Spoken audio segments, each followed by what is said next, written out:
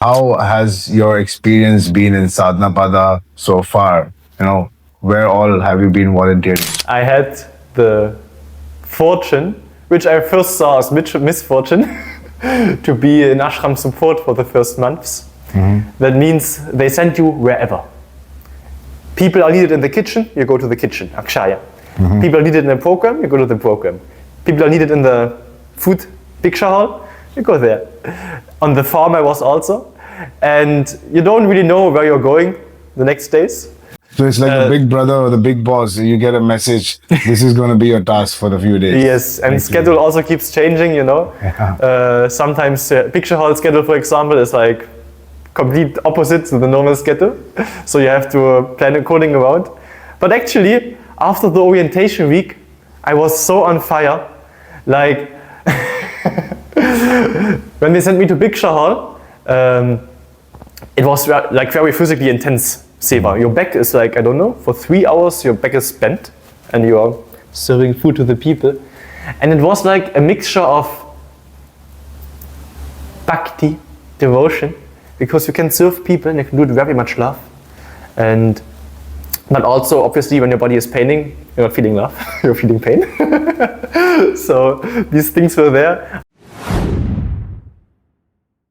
Namaskaram and welcome to Gen Zen, where people from all across the world share their stories. Namaskaram.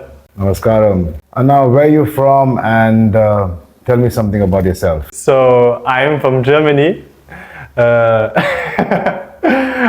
actually don't know why I came here in the ashram, really. Like, there are some vague reasons. But now that I'm here for over 6 months now, I think, I really much like it. What brought you here in the ashram? I did inner engineering 4 years back, and that in some ways has changed many things in my life. But then, nobody around me had any clue about spirituality, about what it means here. And like, I had some really intensity, some consistency, some very sweet emotions at the beginning. And then I got inconsistent with the practice. And let me tell you a thing. Like, for example, before in engineering, I used to argue with my parents quite often. And I would get angry, like punching into a cushion here, like this urge would come, and then I would punch. And like this one thing just disappeared after it. I don't think I had ever an angry argument after in engineering with my parents. And back to the story. So then I got inconsistent after a year or two with my practice. And I also kind of, I thought 40 minutes yoga a day is enough. The rest of the day I can just do whatever. I can just not be aware of fundamental truths. And like this, 3 weeks I did not do any sadhana. First week I didn't feel much, felt like normal. Week 2 also. And then in week 3 there was a situation where for the first time in a long time I got angry again.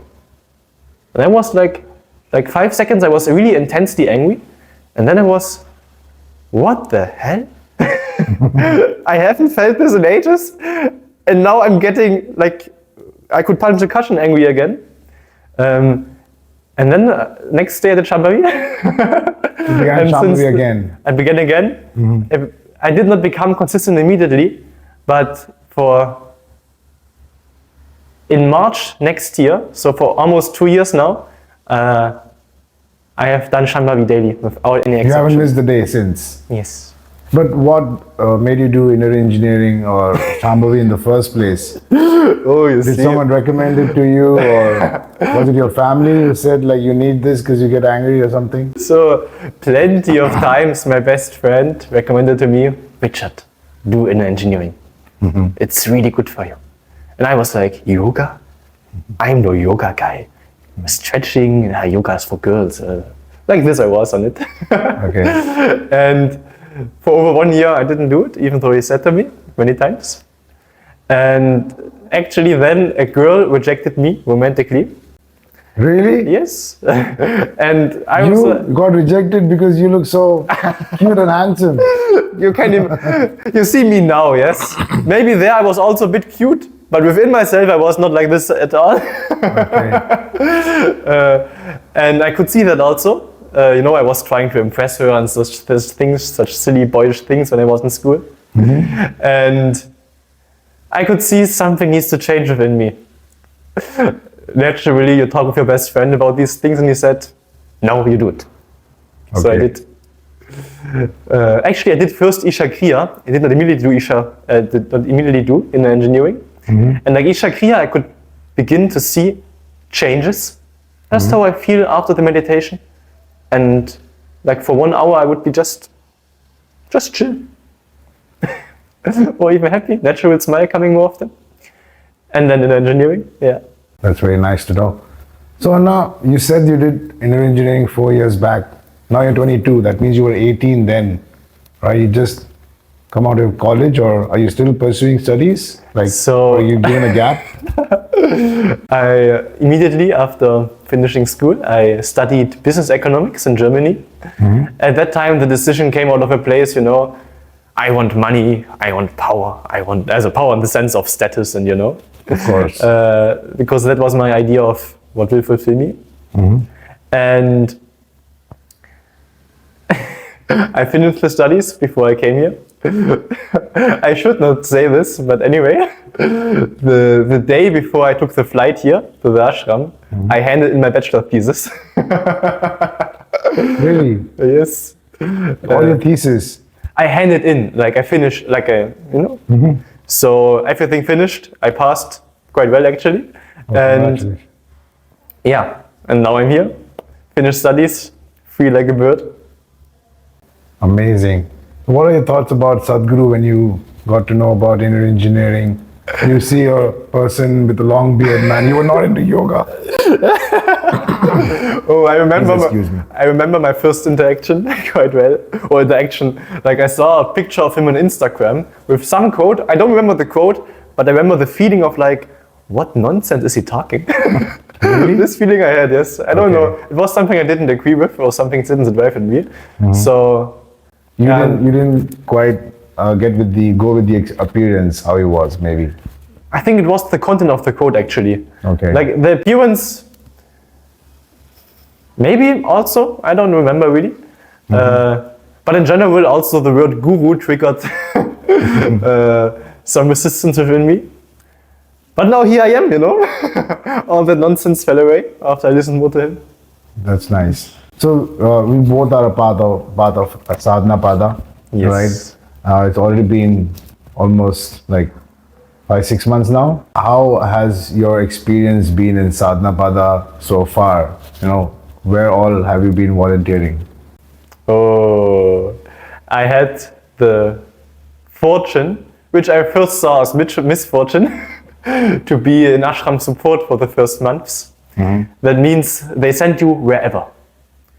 People are needed in the kitchen, you go to the kitchen, akshaya. People are needed in the program, you go to the program.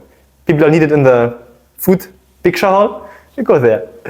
On the farm I was also. And you don't really know where you're going the next days. So it's like the big brother or the big boss. You get a message, this is going to be your task for the few days. Yes, and schedule also keeps changing, Yeah. Sometimes picture hall schedule, for example, is like complete opposite to the normal schedule. So you have to plan according around. But actually, after the orientation week, I was so on fire. Like, when they sent me to picture hall, it was like very physically intense seva. Your back is like, I don't know, for 3 hours your back is bent and you are serving food to the people. And it was like a mixture of bhakti, devotion, because you can serve people and you can do it with very much love.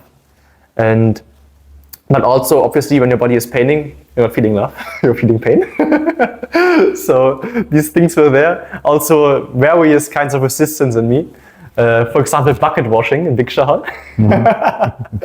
I didn't want to do it because the first time I did it, all my clothes got full of food stains, watermelon stains, and I was like an hour in the washing area just scrubbing my clothes and getting the stains out. Wow. And Then the next time I did go there, I was like, okay, I could go to another section, I could do that something else, because everybody, it's like you are looking for the work. Very rarely somebody will tell you this. Naturally, all people just look, okay, there and we need spot cleaning, I just go there. It's like really organic place. Like not much hierarchy, not much, just naturally it's happening. So, but then I thought, okay, I have a resistance within me. The day before I heard Sadhguru talking about resistances, about how it enslaves us within ourselves, When you give in to these compulsions, these tendencies, it will enslave you further. So I just thought, okay, let's go to bucket washing just because I don't want to. And like many times, this was one of the first times, this happened, that okay, I don't want to go bucket washing, I go bucket washing. I don't want to carry the water to the farm, which is also quite physically intense. I carry the water to the farm. I want to eat the sweet, which somebody is giving me, but I know I will do sadhana soon, so I'm not eating it. So like this.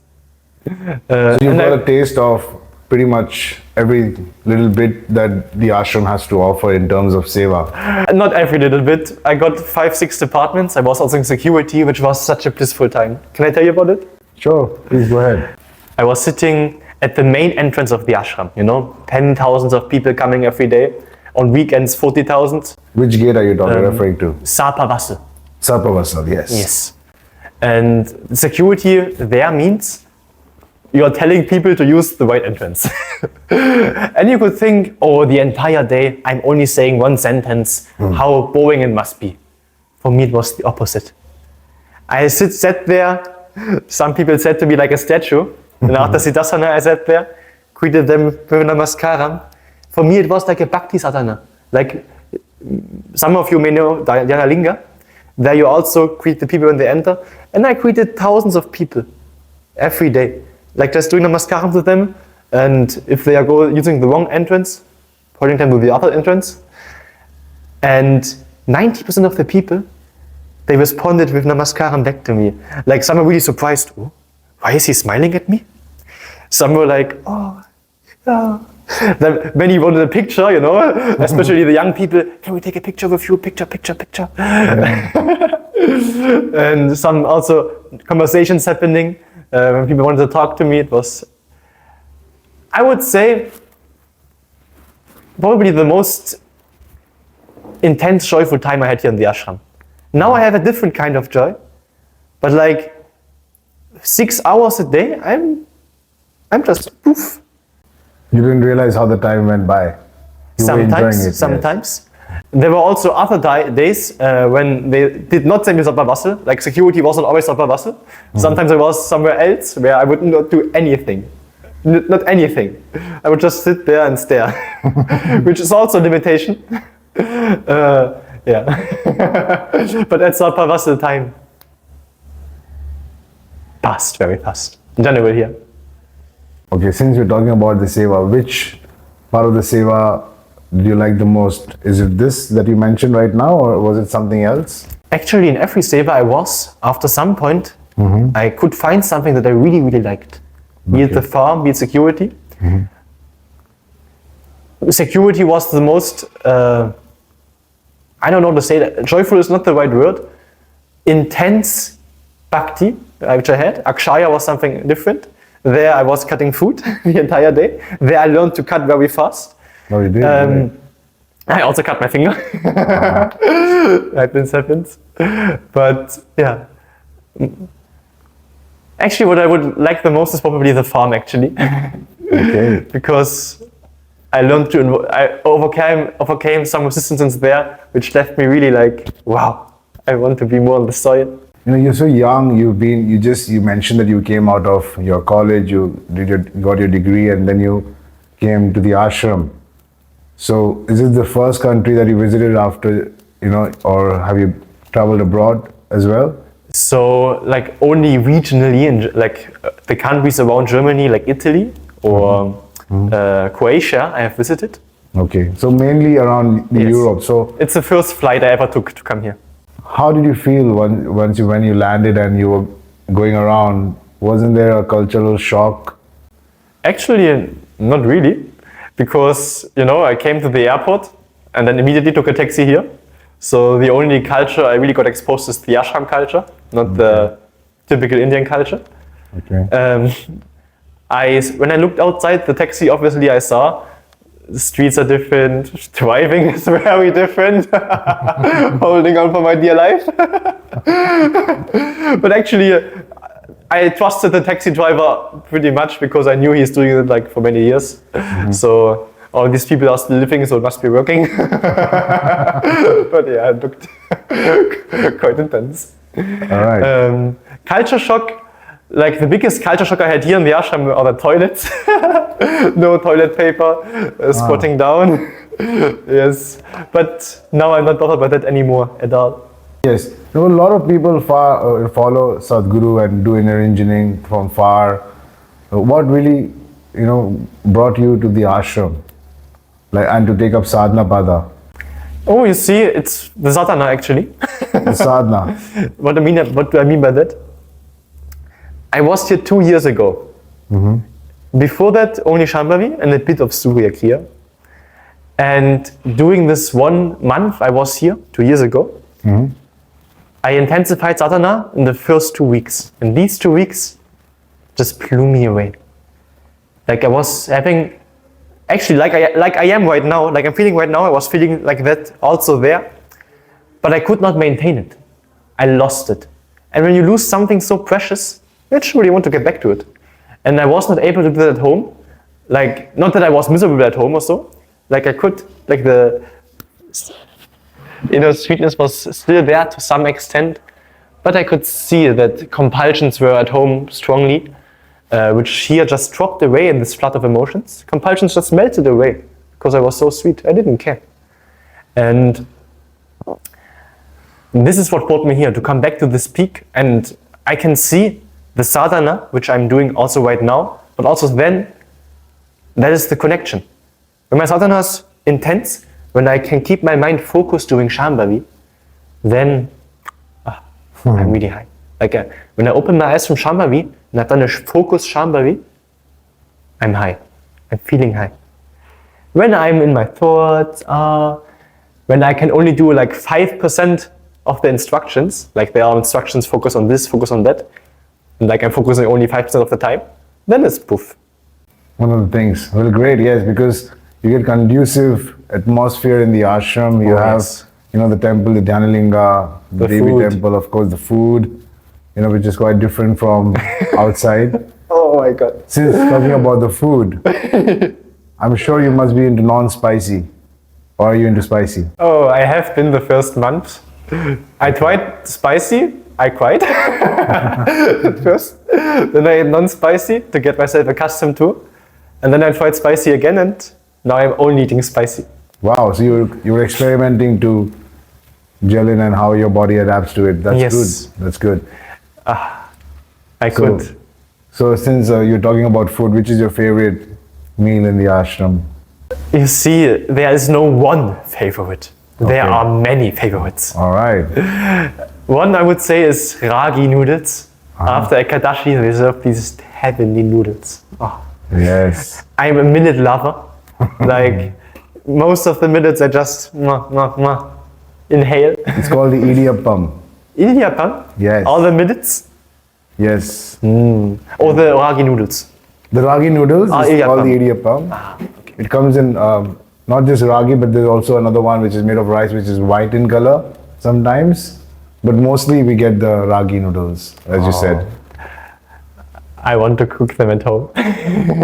All right, you can definitely learn. There's a book where Sadhguru has. Taste of well-being, I bought it. Amazing, yes, that will really help you. When you came here, or when you decided to come all the way again to the ashram, you mentioned you were here for a few weeks and then you went back and then you wanted to come back for Sadhana Pada. How did your family and friends react to it?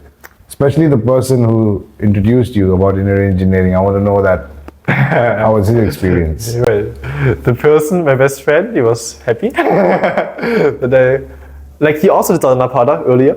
Oh, he did. So that's why I also got much impressions from how it can be.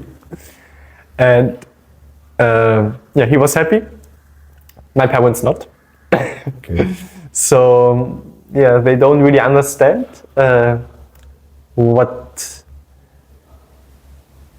why I need to be away for 7 months. Can't I do it here at home, like this? And as I already said, I could not maintain it at home. This, what I had there, here. And well, I have the fortune, like my parents and I, we have a loving relationship in general. Of course. Yeah. Don't think because we get angry, it's in general we have a very loving relationship. And so I told them about it, and they said, okay, if you really want to do it, then go. They are like this, they accept it, but they don't like it. That's very nice. And now that you've spent significant amount of time in the ashram, and you've learned other practices also, I suppose, not just Shambhavi. You've done. I know basically everything, not everything, but many. Yes. Next month you're going for Samyama. But yes, finishing touches. Right. Do you think that you'll be able to keep this fire alive within yourself, and when you're going back, you'll be able to maintain the same practice, or do you plan to continue and stay in the ashram itself? Have you thought about it? So I'm staying for Sadhana intensive. Okay. Because that is a wonderful opportunity to deepen what I'm having right now. Of course. It should not be lost. So will I stay consistent at home? Like there's no possibility in my mind that I drop everything. Mm-hmm. But at the same time, like I'm doing 7 hours sadhana here now, 6-7 hours a day. That will not be possible at home. So something I have to give up. Which is a painful thought to give it up. So if you want to say something to people back home, about Sadhguru or about yoga, what would you like to tell? Share your experience like. I would like to take one interview of him with some guy you like, be it Mike Tyson or be it President of the United States or whatever, I don't know, and just listen to it. You mean Sadhguru having a conversation? Yes, a conversation with these people. Yes. Because like then you begin to know what it's about, You have an inkling, a little idea, which is not really correct, but you have an inkling. Right now, my parents don't have an inkling. They never listen for, I don't know, a few minutes maybe. So get that inkling, get this, Great. And if you want to share your experience about Isha, what would you want to say? Boom! Oh, actually, boom happens after you come to a certain sweetness. Then I boom. So what would I say? Thing is, like for most people, meditation or whatever, or in general, I'm doing something every day. A commitment. The fear of commitment is there. And it would be wonderful. It would be amazing. It would be tremendously transforming for these people, enriching in their life if they can do 7 minutes a day. If they can do 20 minutes a day, it would be even more better. Whatever is possible for them right now, it would be amazing. There's no question in my mind about this. The Miracle of Mind is absolutely free. No cost. You just have to download the application and, as you said, boom. You see, my first meditation was Isha Kriya. And Miracle of Mind basically is part of Isha Kriya. The most important part of Isha Kriya is Miracle of Mind. So from my own experience, I can say it's been the first step, and it's been such an amazing experience for me, so transformative. I wish that for all the people who are not yet blissed out. All right. You mentioned you have been doing your practices regularly. You are all in your seva. How do you think the yoga practice and seva has changed you as a person? Or what difference do you feel from how you were before and now? I could talk about that for a long time. And share it however you Many want. likes and dislikes fell away. I don't want to do house cleaning work.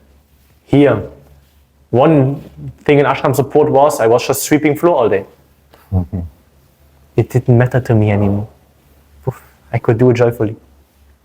Another thing was, that is actually in engineering, but it's the same for me. It's a transformative thing after yoga.